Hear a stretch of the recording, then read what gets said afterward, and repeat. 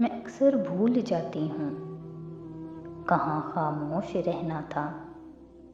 कहाँ शिकवा न करना था, कहाँ जुमला न कसना था, कहाँ हरगिज़ न हंसना था, कहाँ न सर उठाना था,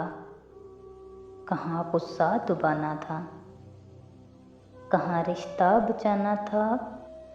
कहाँ पे हार जाना था, कहाँ बस मुस्कुराना था, कहाँ सब भूल जाना था, कहाँ नज़रें झुकानी थीं, कहाँ सोचें छुपानी थीं, कहाँ पर माफ़ करना था, कहाँ दिल साफ रखना था, कहाँ न जिद लगानी थी, कहाँ चाहत दिखानी थी, कहाँ हिम्मत बढ़ानी थी, कहाँ नेकी कमाना था।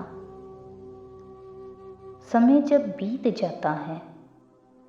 मुझे सब याद आता है, हर एक लम्हा,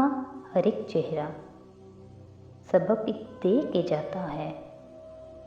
मगर मैं क्या करूं अपना, मैं कुंजी सब्र की रख के कहीं पे भूल जाती हूँ। मैं अक्सर भूल जाती हूँ,